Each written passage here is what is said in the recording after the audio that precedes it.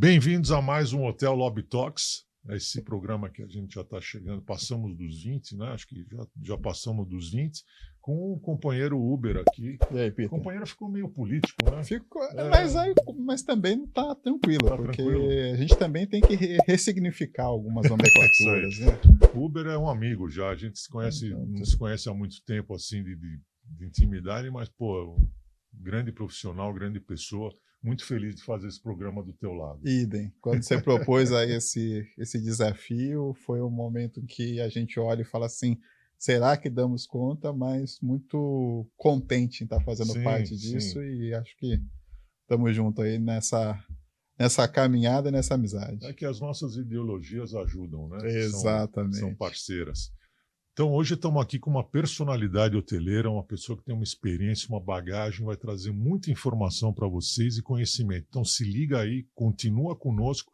E estamos com o Hugo Nissenbaum, um dos caras que são responsáveis aí por uma grande rede onde ela está hoje. Ele tem uma participação importante, né, Hugo? Bem-vindo, bem-vindo ao programa. Obrigado pelo convite. Não, um prazer ter você aqui. Estar com vocês aqui. Que legal. E a gente sempre começa, Hugo, faz aí as honras da nossa primeira pergunta. Essa vai ser uma pergunta bem bacana para a gente entender a sua trajetória. Hugo, como é que você vai parar na hotelaria? Quem é o Hugo antes da hotelaria? Olha só, eu vim para o Brasil em 77. Veio da onde? Eu fui estudar em Israel, nasci no Paraguai, lá eu conheci a minha mulher, ok? E viemos para o Brasil em 77. Tá. E aqui comecei a trabalhar em empresas de consultoria, ok? E uma das empresas, já em 78, tinha um projeto com a Novotel. Okay? E esta empresa trabalhava principalmente com sistemas de produtividade. E tinha uma visão de linhas de produção. E estava fazendo um projeto para a Novotel. Legal. E o projeto não estava dando certo. Porque linha de produção em serviço não funciona, gente. Eu costumo dizer que quando você trabalha no hotel, você está num palco. Você é um artista, porque o público está te enxergando. Quer dizer, cada movimento, cada comunicação que você faz, quer dizer, é o público que te avalia, quer quer, quer não. E aí me chamaram. Disse, olha, não está dando certo lá. Vai ver o que você pode fazer. Sim. Eu cheguei no Novotel e as coincidências da história... E esse é o Novotel do lado de lá da Marginal aqui? Novotel do lado de lá da Marginal, quando estavam começando a implementar os outros hotéis, Campinas, Limeira. E a minha mulher é francesa.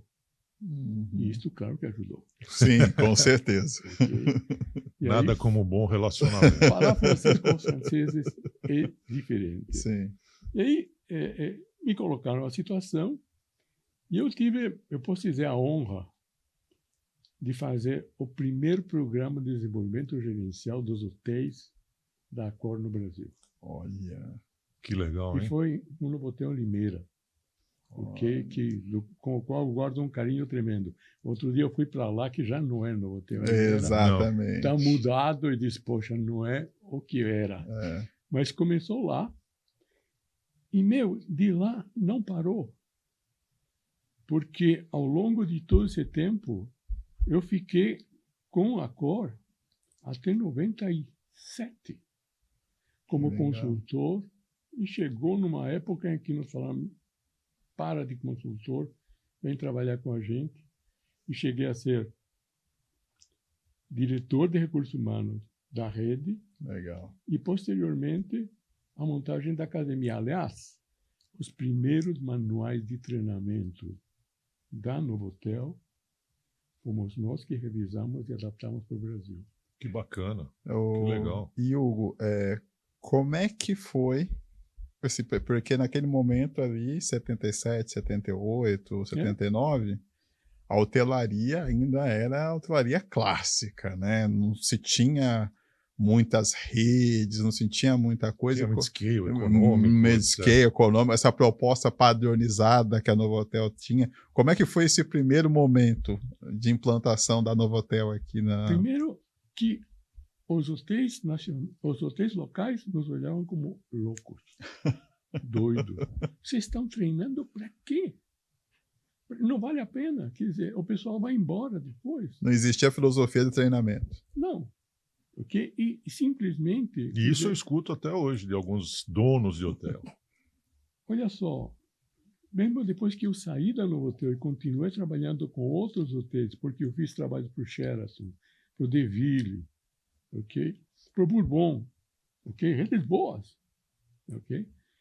A coisa não estava, eu estou falando de 20 anos atrás, não estava tão evoluída.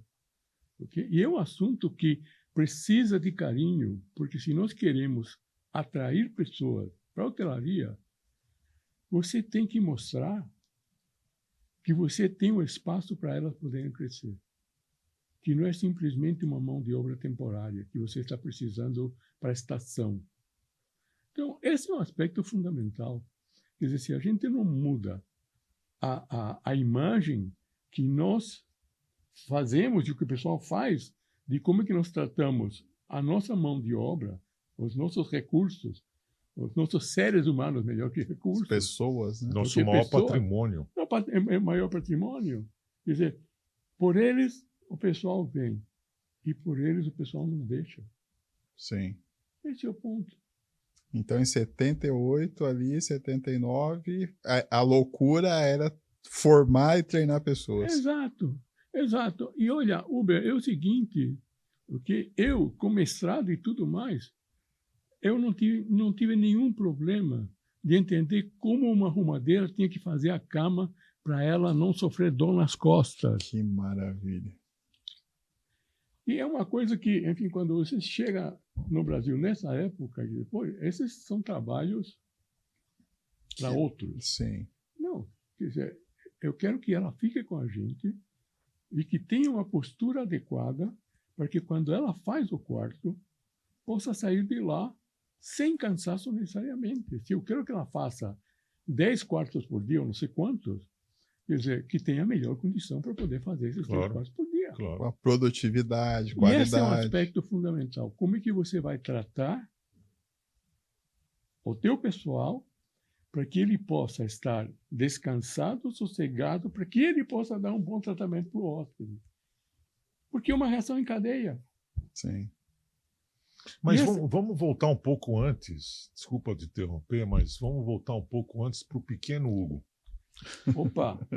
Como é que foi a tua infância e se algo nessa trajetória que te levou a estar hoje no segmento, passar pelo segmento de hotelaria, hoje estar num segmento tão importante que é o coaching? Então, essa é uma história muito interessante, que tem a ver com música. Boa. O que tem a ver música com o que você está fazendo agora? Igual eu estava pensando da provocação que vocês fizeram dos temas, eu disse, poxa, tem tudo a ver. Com 13, 14 anos, com os primos, montamos um conjunto, um trio vocal.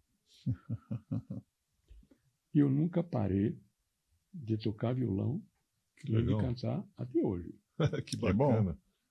E aí você diz, tudo bem, mas o que tem a ver a música, a voz, com o trabalho que eu faço hoje? Eu diria que tudo. Primeiro, quer dizer, você tem que, de alguma forma, saber dominar a tua voz.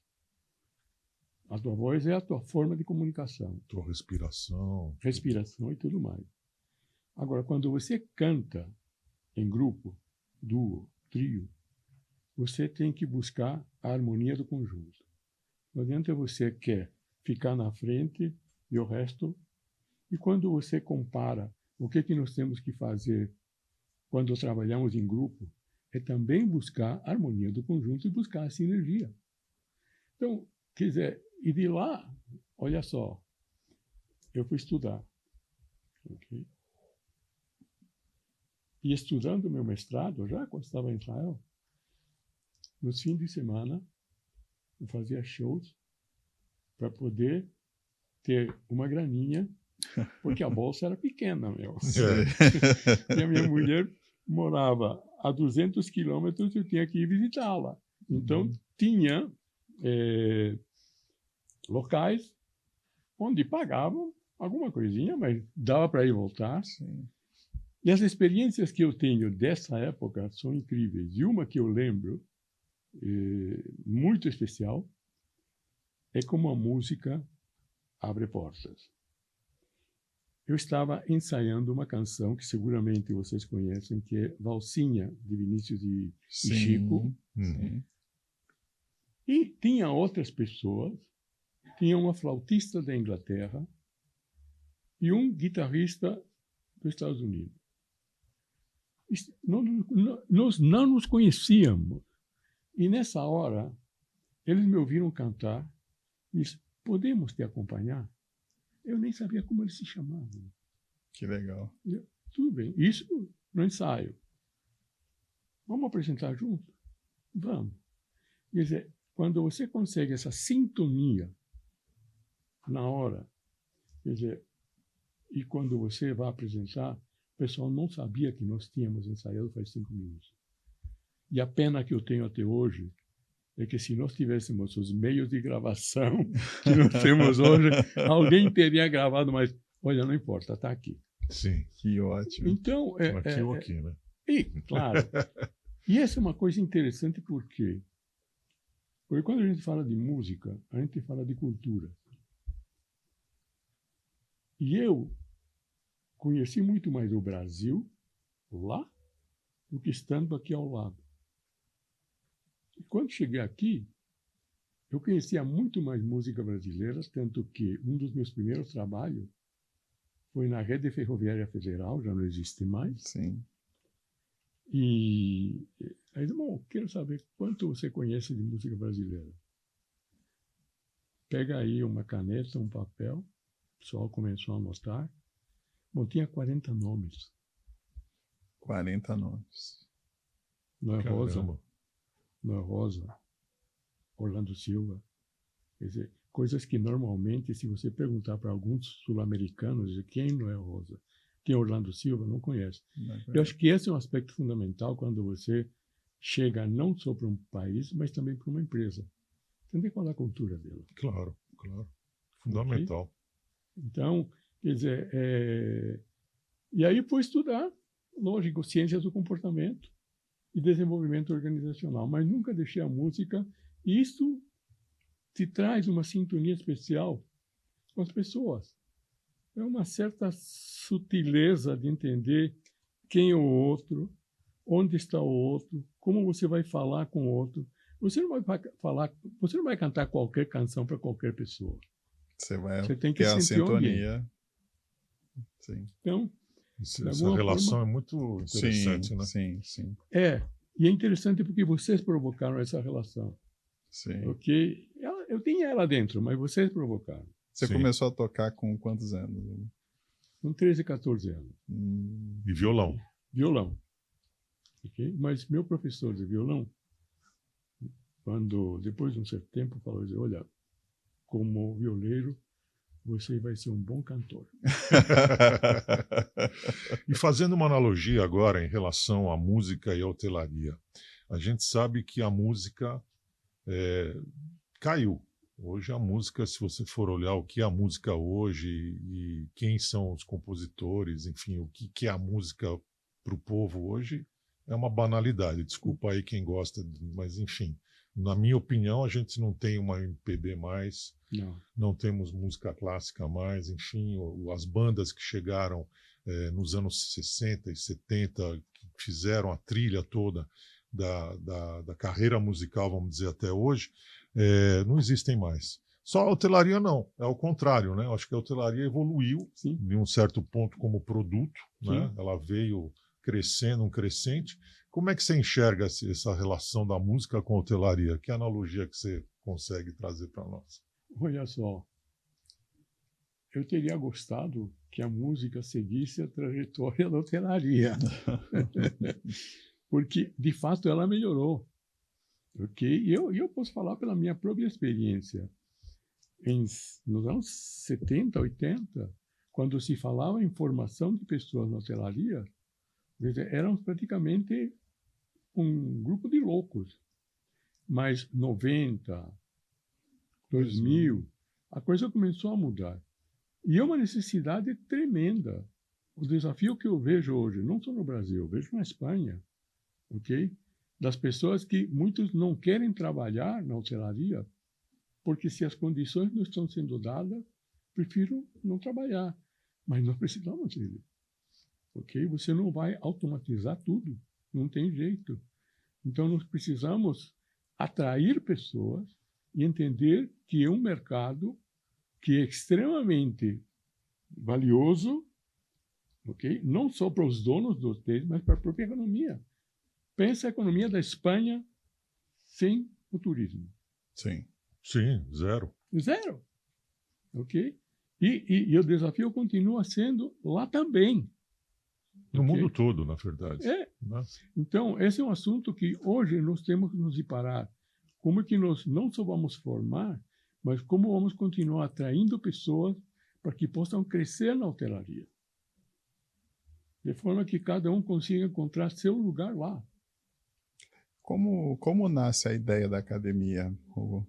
Boa pergunta. Olha, nos anos 90, começaram a surgir as primeiras universidades corporativas. Sim.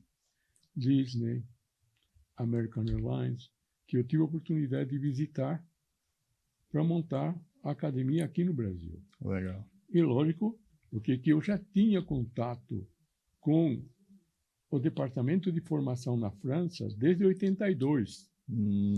Porque contei para vocês que montamos os manuais de operações. Então, quer dizer, já estava, ok, o elemento estava na mão. Uhum. E aí surgiu, ok, com os dois fundadores da Accor, quer dizer, nós temos a academia na França, venha conhecer a academia na França e vamos levar para o Brasil. E principalmente porque o Brasil estava crescendo, ok, estamos falando dos anos 90, Sim. Estava crescendo tremendamente, Sim. ok, precisávamos capacitar pessoas. E já não era só no hotel, era a Accor com 17 mil pessoas. Sim. Porque você tinha ticket, Sim, sim. ok, Partenon e por aí vai. Sim. Tá? As outras bandeiras já estavam operando. Ok. Tá? Então, era Novotel, Partenon, tinha Sofitel? Ainda não. Ainda não. Ainda não. Sofitel é posterior. Sofitel é posterior. Outras marcas vieram posteriormente. Sofitel, Mercure, Ibis vieram depois de 95, 96. Ibis é mais recente. É mais recente. Tá? E fizemos excelentes trabalhos na academia, inclusive com André Vitória. Sim, André Vitória. Que foi meu colaborador na academia. Sim. Montamos junto. André Vitória, para quem não sabe, ele está hoje na Hospitality Consulting, é um dos sócios, né? E é um dos convidados aqui, ele vai estar em breve aqui também. Um dos grandes nomes aí. E olha só, na época, a ideia que eu particularmente tinha da academia é: não vamos fazer só trabalhos para dentro, porque o mercado precisa de uma visão de prestação de serviço, principalmente estou falando de 30 anos atrás. Uhum. Mas a visão da empresa era outra. Eu teria gostado de poder levar essa capacitação de formação em prestação de serviço para fora. Não só, não digo para redes concorrentes, mas você tinha N situações onde você... Mercado, né? Exatamente. Ok, mas não foi. Okay. Entendi. Mas foi uma experiência fantástica. Não, eu imagino. Eu imagino, porque no mercado que não se tinha a cultura de formação profissional, ter uma academia que fosse um referencial foi algo essencial, né? Exato. Agora, eu tenho um problema. Treinamento é despesa, é gasto ou investimento? Investimento. Para nós, investimento. Para nós também. Ok? Agora, quando você quer mostrar, por A mais B, qual é o retorno que isso trouxe, fica uma discussão inglória. Aí você tem que trazer os cases, né? Claro que eu trago os cases. Os cases. E a gente sabe muito bem que quando o colaborador está feliz, o RevPAR aumenta. Exatamente. Simples. Exatamente, porque... E olha, interessante a tua colocação. Quando eu chegava no hotel, eu entrava na recepção, eu sabia perfeitamente qual era o ambiente do hotel, pelo tipo de gestão que o gerente estava fazendo nesse hotel. É super perceptível. Eu também faço isso.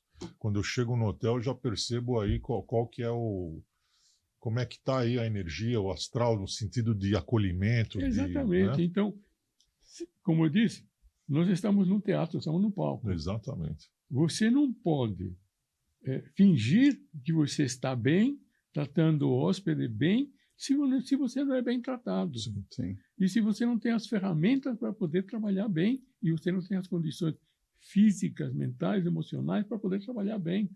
Isso impacta diretamente o grau de satisfação do cliente. O teu grau de satisfação dos funcionários tem uma correlação direta com o grau de satisfação do cliente.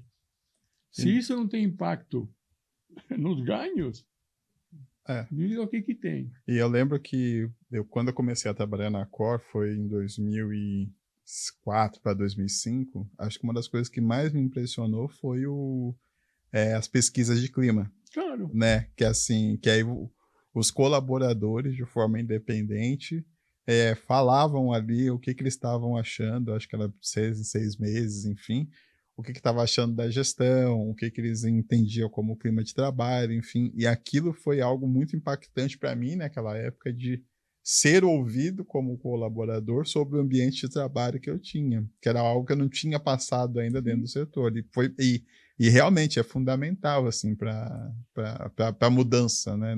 Se sentir ouvido. Olha só, isso hoje aprofundou. Porque quando hoje você fala não só de pesquisa de clima, mas de bem-estar, tem uma correlação clara entre o grau de bem-estar, e alguns gostam de chamar de felicidade, prefiro falar em bem-estar, e o impacto que isso tem, não só na rotatividade, no absenteísmo, ok? E no grau de satisfação do cliente. Okay? Sim. Então, mas há um aspecto que eu acho que é muito importante, pensando na atração e retenção dos profissionais na hotelaria, que esse é um aspecto que eu acho que hoje precisa ser muito bem cuidado. Mas de dúvidas. Será que hoje na hotelaria, e aí a pergunta que eu vou fazer é um tanto quanto polêmica, o Peter gosta, né? Vambora. Fala. Será que a hotelaria, você sente que ela está fugindo do essencial para resolver essa questão da retenção de talentos? Porque a gente vê muito que se circula muito em algumas coisas que fala de salário, fala do não comprometimento da geração, enfim. Só que no papo que a gente está tendo aqui, acho que é muito básico mesmo, é muito mais essa questão de criar ambientes realmente saudáveis, atualizados, adequados com o que se precisa hoje para voltar a ter essa atratividade, né? A tua pergunta é muito interessante e para mim não é polêmica. Porque é legal. Nós trabalhamos não só com hotelaria, com outras empresas também. Sim. E fala muito da geração da Z, da falta de comprometimento, etc. e tal. E eu tenho um case super interessante. Perfeito. É empresa de prestação de serviço também. Contabilidade e prestação de serviço. Sim. Muito bem. Um cara de 23 anos. Geração Z. Legal. O que você está fazendo? Bom, contabilidade é meu quadradinho, quer dizer, tudo bem.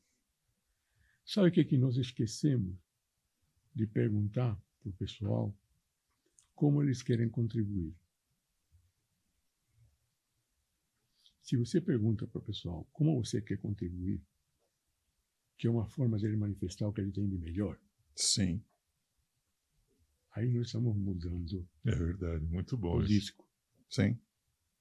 Porque o que a gente veio fazendo ao longo de todo esse tempo, e eu inclusive em outras épocas, o que você tem que aprender é isso. Como você tem que se comportar é assim. É top-down. Exatamente. A hotelaria foi extremamente hierárquica, muito mais hierárquica em outras épocas. Muito mais. Muito mais.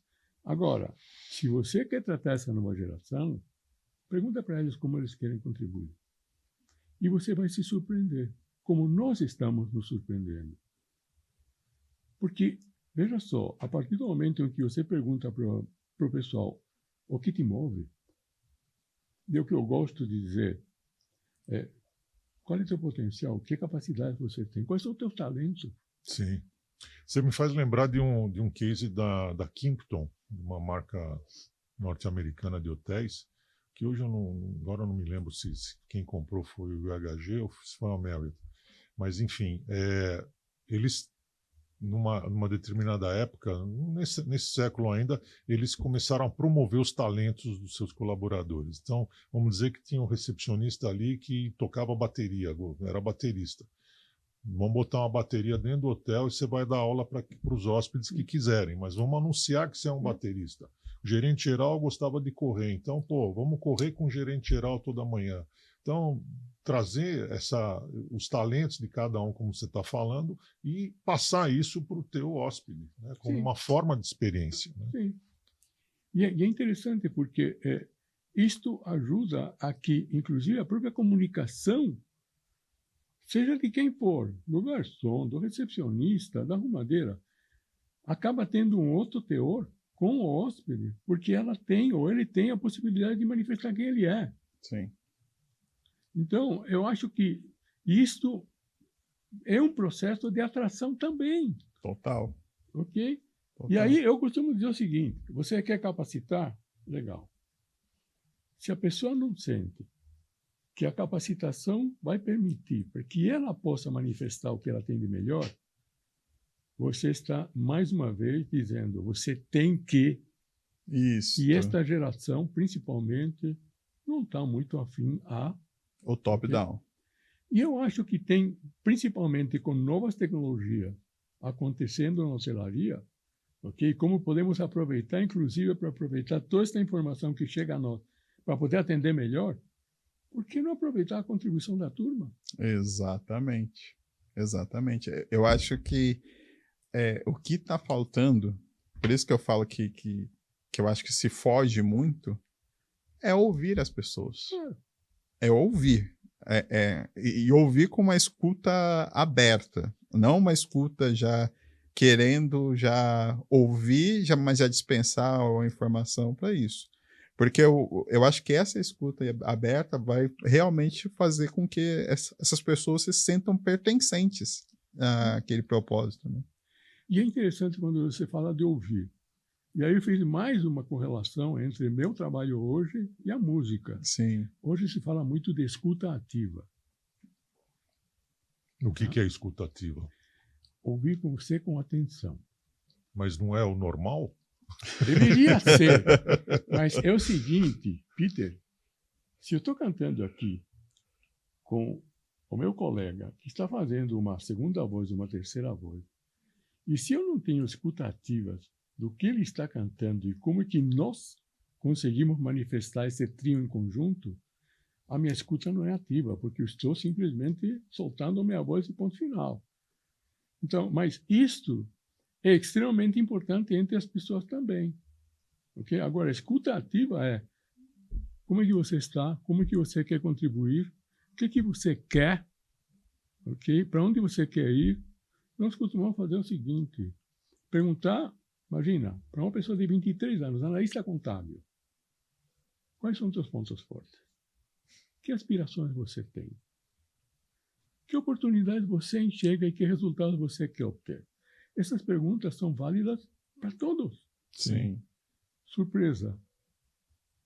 Eu gosto muito do que eu faço, mas eu quero aprofundar a automação com o conhecimento que eu tenho em contabilidade. Perfeito. O que você precisa? Estão aqui, mas eu não tenho tempo suficiente para poder. Então, o que nós podemos fazer? Opa, pergunta qual foi o avanço que esse rapaz de 23 anos, que estava sem norte, começou a fazer, não só para benefício dele, mas para benefício da própria organização. Da empresa. Sim, sim. Então, gente, é perguntar como é que nós podemos trabalhar melhor. Exatamente. Sair dessa postura de eu sei, e que esta é uma mão de obra temporária que não precisa do cuidado necessário, para mim precisa de mais cuidado que outras. Com certeza. Com certeza. Isso hoje mais do que nunca. Com certeza. Porque senão não vamos conseguir atraí-los. Sim, E você, dos itens que você escolheu, foi a educação, né? Dos temas que você escolheu. E como você vê em todo esse contexto aí a educação, né? Essa questão da educação ser fundamental, como você enxerga isso dentro desse contexto? Muito interessante a sua pergunta. Se você me perguntasse 20 anos atrás, 30 anos atrás, eu vim aqui com um manual de treinamento. Desse tamanho, os fichários, né? E ia dizer para você, isso que o pessoal tem que aprender. Hoje a minha visão é diferente. Eu lamento ainda ver que muitas empresas, e não são na hotelaria, ainda tem este é o programa que todos temos que fazer. Enquanto você não consiga personalizar a formação, nós não vamos conseguir avançar muito. Perfeito. E nós conseguimos fazer isso hoje. Por quê? A partir do momento em que você pergunta para a pessoa como você quer contribuir, a pergunta seguinte, sabe qual é? Qual é a capacitação que você tem, o que você precisa para poder contribuir, como você quer contribuir? E a terceira pergunta é, como é que a tua contribuição tem a ver com a estratégia da empresa e com aquilo que nós queremos atingir como grupo? Quando você junta essas peças, você está colocando o cerne da questão, ok? E não simplesmente dizendo, este é o programa que todos têm que assistir amanhã das 9 ao meio-dia. Sim. É porque tudo na vida muda. Exato. Nada fica estático, parado. Exato. Até os nossos pensamentos, os nossos gostos, graças as nossas opiniões, elas mudam, né? Graças a Deus. Eu acho que se consegue, dentro da própria equipe, montar esquemas flexíveis, onde o pessoal possa ter uma maior adaptabilidade de horários, de forma que seja coberta a necessidade, ok? Talvez poderia ser mais interessante. Eu não sei hoje em dia, como faz um tempinho que eu não estou diretamente envolvido com eles, mas eu faria um trabalho muito mais interno para dizer o seguinte, como é que nós aqui conseguimos fazer? Esse problema não está tendo só na hotelaria. As pessoas não estão querendo voltar, ok, para o escritório 5 dias por semana, ok? Por mais que os donos de imóveis gostariam muito que as pessoas voltassem 5 dias por semana ou 10 dias por semana. Sim. Não importa. Mas eu acho que é conversando que a gente pode conseguir e mostrar um modelo, dizer, aqui estamos funcionando assim, você tem essa opção. Se você não dá opção, o pessoal vai procurar outra coisa. Você tem que ser mais flexível. Exatamente. Qual é a solução, Peter, Uber? Eu acho que teria que ser negociado, ok? Mas eu acho que tem que encontrar um jeito de flexibilizar, porque e outra coisa, quer dizer, tem um aspecto salarial também. Sim, tem o custo. Tem o custo. Mas isso faz lembrar o Rafael Martini, que veio hoje, ele não está mais na hotelaria. O Rafael Martini era o gerente geral aqui do Novotel, coincidentemente, do Novotel Morumbi. E ele veio aqui e falou, e a gente fez a pergunta para ele em relação a isso também, porque ele leva dentro dele essa questão toda de evolução e tudo mais. E ele falou, olha, a gente tem que ser flexível. Se tem um colaborador que quer trabalhar das 6 da tarde à meia-noite, beleza, vem para cá. O outro quer trabalhar 3 horas, vem para cá. Então, se conseguir ter essa flexibilidade, que às vezes cai nas questões burocráticas, né, as questões aí de salário, de Ministério do Trabalho, então, flexibilidade. Exatamente. E eu acho que o case que você tem do começo de tudo, do entender como a arrumadeira ela pode trabalhar melhor, com condições melhores, para não se machucar, para não, enfim, e isso tudo aumentar a produtividade, eu acho que é o que está faltando hoje em dia. É essa coisa mais do tipo, entender como essas pessoas elas podem performar melhor através das demandas que elas têm. Que isso eu sinto muita falta ainda no setor de como você falou, você tinha o mestrado, mas não impediu você de entender como o garçom poderia trabalhar melhor, como o recepcionista poderia trabalhar, como a camareira poderia trabalhar melhor, para melhorar a performance. Né? Mas olha só. Além da performance, também o ambiente ser mais saudável para aquele colaborador. Exatamente. É o seguinte, eu acho que hoje em dia, esse aspecto de como ele pode trabalhar melhor, nós podemos ter uma ideia. Mas por que também não perguntar para quem está trabalhando como ele pode trabalhar melhor? Nós temos trabalhado nos últimos 10, 11 anos com uma coisa que nós chamamos de job crafting, redesenho do trabalho. Ok. Redesenho do trabalho faz o quê? Quer dizer, como é que você está trabalhando hoje? Como você gostaria de trabalhar? Ok? E aí, olhar que tipo de relacionamento você precisa dentro do teu ambiente para poder trabalhar e fazer as coisas que você quer. Porque isso acaba mexendo diretamente com a contribuição. Sim. Você quer contribuir desse jeito? Oh, legal, tudo bem. Que sugestões você tem? Pega a recepção e pega os recepcionistas. Não é um trabalho mecânico. Não. Cada vez menos. Se tornou, né? Se tornou depois dos anos, no começo do século, quando nós tivemos o boom das ofertas, e aí por questões, e também houve um retrocesso ali, a diária média naquela época estava lá embaixo, a gente sabe disso, e o que houve um corte de custo. Então acabou com o telefonista, acabou com o home service order take, tudo foi colocado em cima da recepção, a recepção parou de atender as pessoas para fazer serviço burocrático. Né? Então, atender telefone que vem da rua na recepção está errado. Claro. Você está com um hóspede na tua frente, toca o telefone, ele tem que atender na terceira, isso tem que mudar. Então, o trabalho burocrático dentro da recepção tem que ir para o backstage e lá na frente ficar as pessoas para poder atender e recepcionar, porque a primeira impressão é que fica. Mas você vê o seguinte, que se você perguntasse para o recepcionista, ele te diria isso na hora. Ok? Porque isso está afetando diretamente a qualidade de atendimento dele para o hóspede. Ok?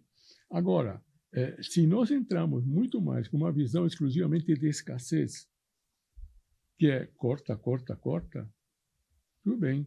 Porque qual é o preço que você quer da tua diária? Quer dizer, sobre o que estou pagando? Sim. Então, vou para o outro. Sim. Onde eu não preciso nada disso. Exatamente. É o caso do segmento STR, né?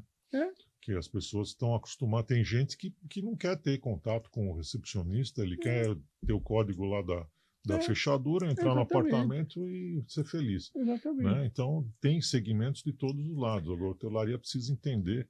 Apesar que eu tenho uma visão um pouco polêmica em relação a isso, no sentido de que eu acho que uma boa parte de nós da hotelaria praticamente empurramos uma parte dos hóspedes para o STR. Sim. Porque o cara, muitas vezes, quando ele chegava num hotel, ele ia fazer o processo de check-in e era tão demorado, tão mecânico, tão impessoal, que ele virou e falou, entre eu fazer uma locação temporária, que eu já não vou ter a pessoalidade mesmo, e para mim vai ser mais prático, Sim. E tentar me hospedar no hotel e ficar numa fila, chegar lá e aí preencho uma ficha, e aí vou ter um colaborador que não vai estar tão legal, aí vou chegar no quarto, a chave não funciona e tal, eu vou para esse processo. E aí que eu acho que a chave, muitas vezes, é muito mais melhorar o processo. Claro. Para o cara dar um valor e falar assim, pô, esse serviço realmente está valendo a pena de eu vir, ser bem recebido, ser acolhido e tal, do que o contrário, né? Então, acho que também tem uma parte que, assim, eu acho que a falta dessa atualização na hospitalidade, né?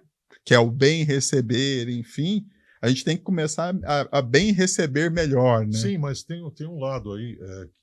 Virou.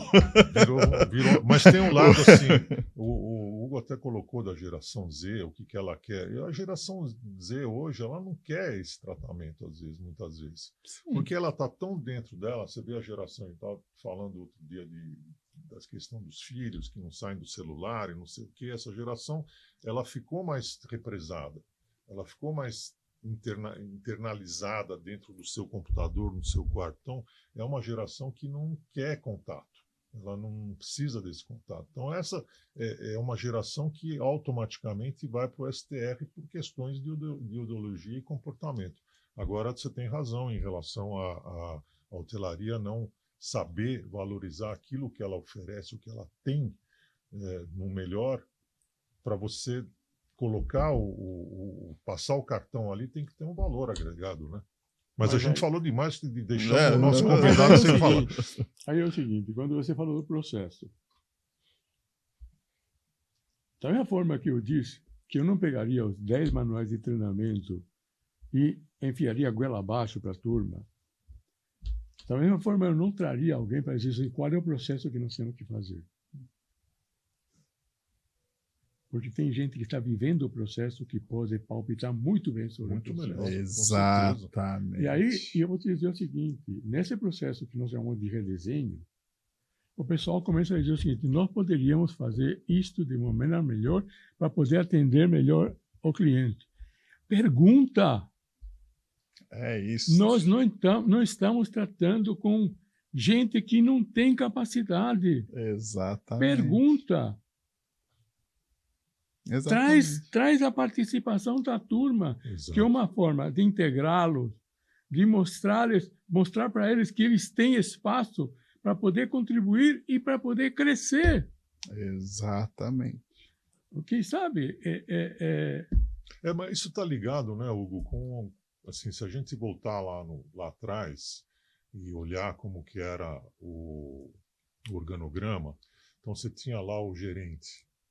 E os gerentes têm um ego, assim como todas as pessoas têm um ego. Então, esse ego, muitas vezes, não permitia você abrir uma questão onde, como é que nós vamos operar? Vamos mudar o processo aqui. O que você acha, recepcionista, você? Como é que ficava o ego dele? Então, esse era um grande problema das pessoas que, com o tempo agora, mudou muito, né? E a gente sabe que a gente precisa... E vai ter que mudar muito mais. Porque é o seguinte, quando alguém me apresenta o organograma de uma organização, eu digo, bom, está legal. Isto é o que está desenhado. Mas eu quero saber como é que vocês funcionam. Porque o organograma muitas vezes não me diz nada. Exatamente. Ok? Como é que, de fato, você se relaciona comigo para poder fazer as coisas que nós vamos fazer junto? Esta é a verdade. Exatamente. Ok? Agora, quando você vê o hotel, okay?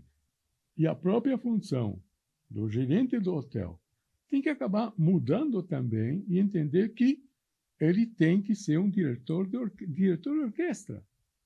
Boa. Sim, claro. Exatamente. É um maestro. É um maestro. Agora, tem que ouvir os músicos. Sim.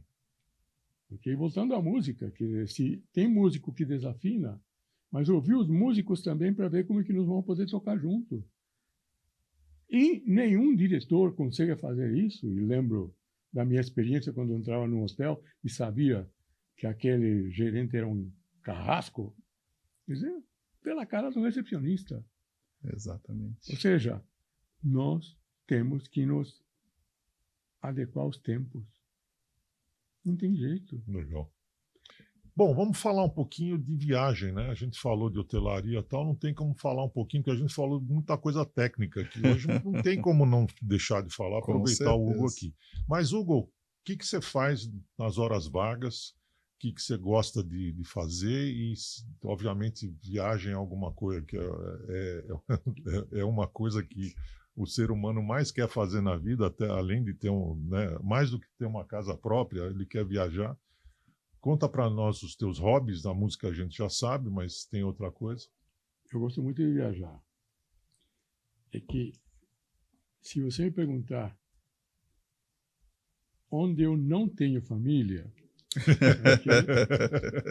então, nós gostamos muito de viajar e temos viajado muito, até porque temos famílias espalhadas pelo mundo. Que legal. Então, tivemos a oportunidade de viajar praticamente para todos os lugares.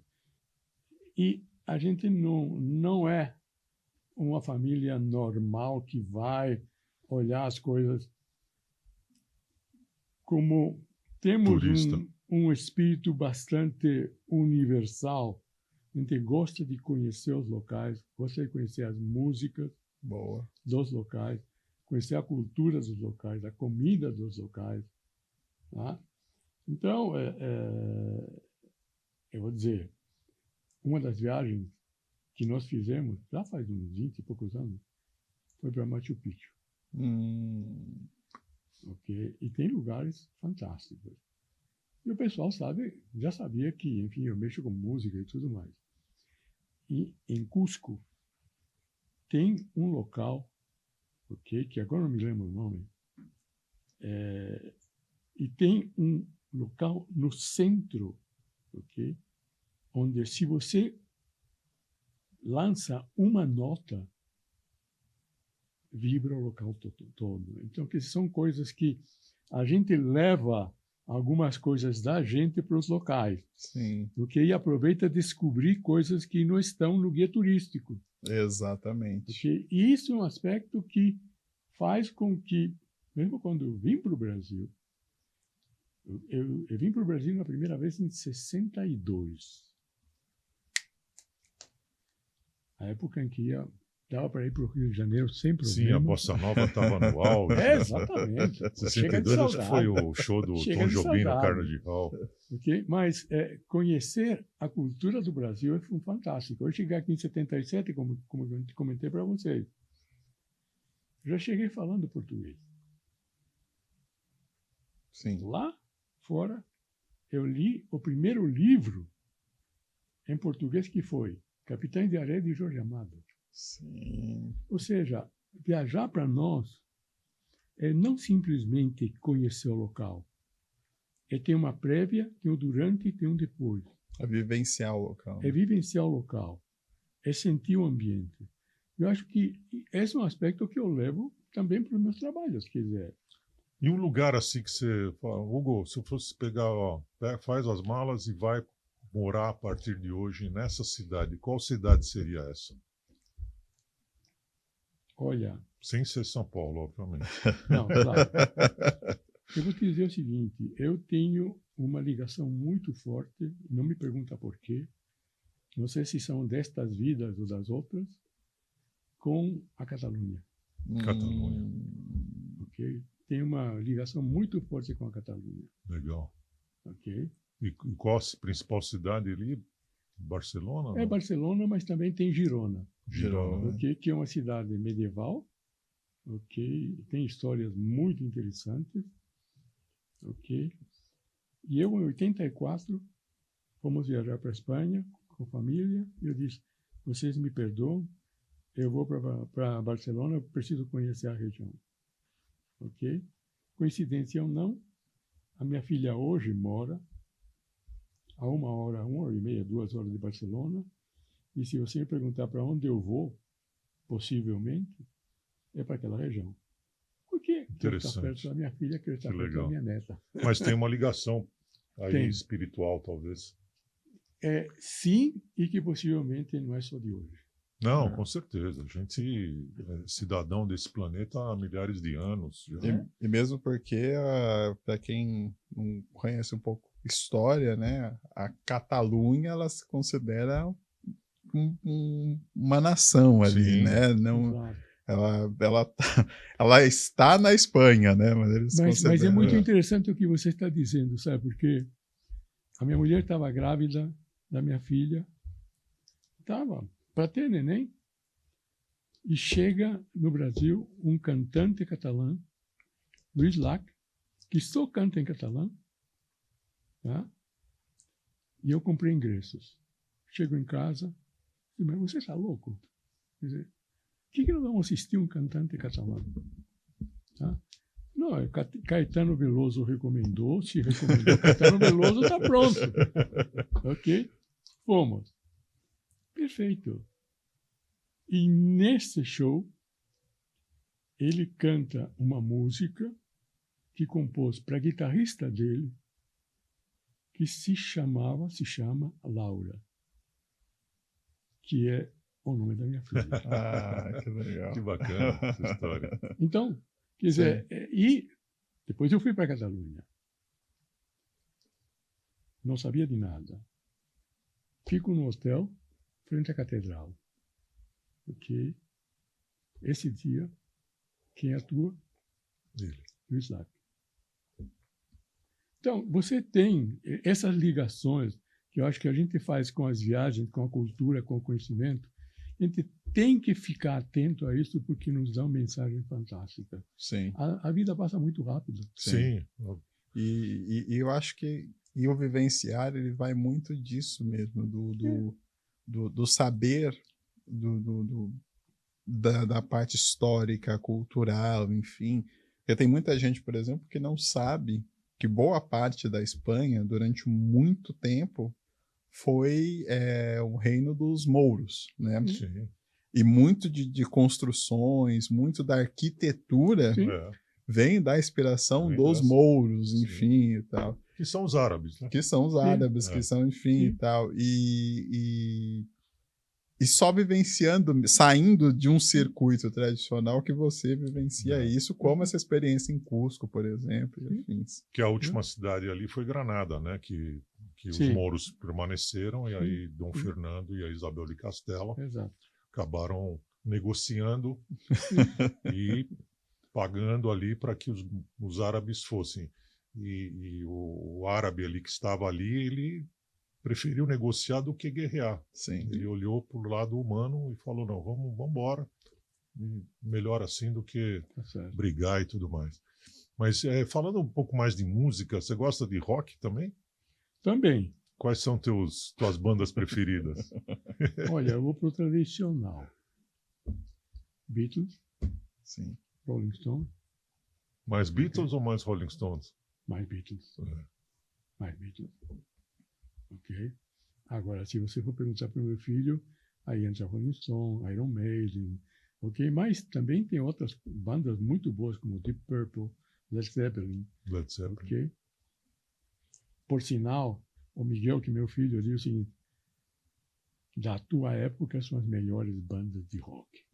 Você estava falando da música de hoje. Hoje não tem mais. Né? As músicas e as bandas de rock dos anos 70 são as melhores. Eu vou fazer uma provocação musical com o risco de você responder os dois. Mas tudo bem.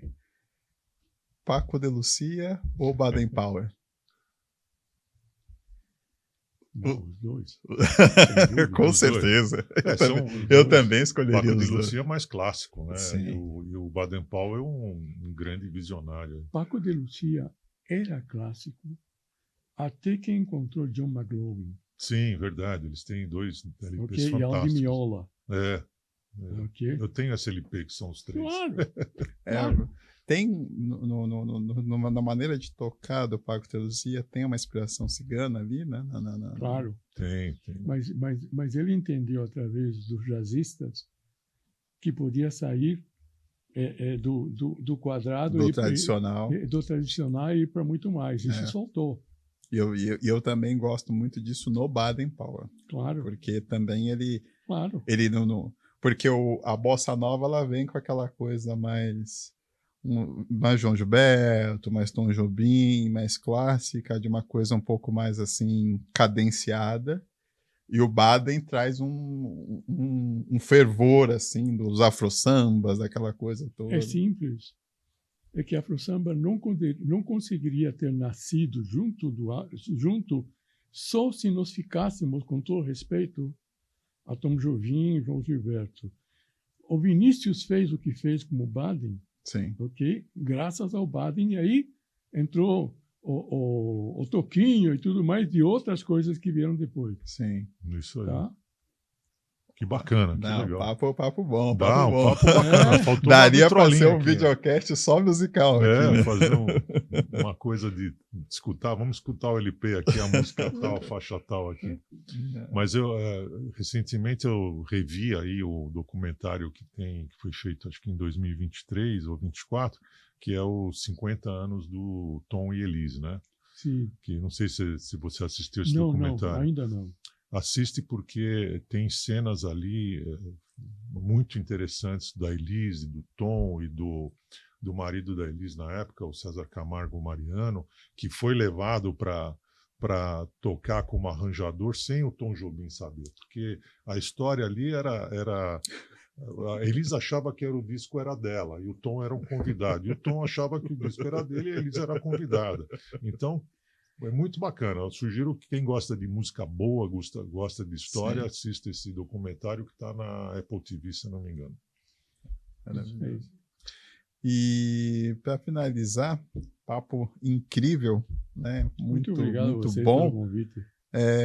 Qual que é o sentido da vida para você, Hugo? Eu sei que é uma pergunta muito complexa, mas o que você vê como sentido da vida? Olha só, eu acho que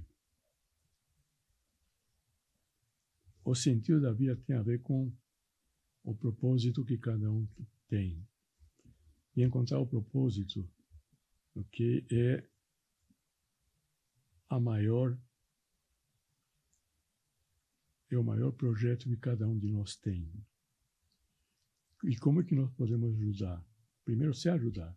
E ajudar os outros a encontrar o propósito, que eu acho que é o maior desafio que nós temos. E o sentido da vida tem a ver com o teu propósito. Como é que você consegue manifestar no tempo de vida que você está aqui, que você é aqui, não só está, e que você possa manifestar o que existe de melhor em você, não só para você, mas também que você possa contribuir para o meio no qual você está inserido. Eu depois tenho um presente para você.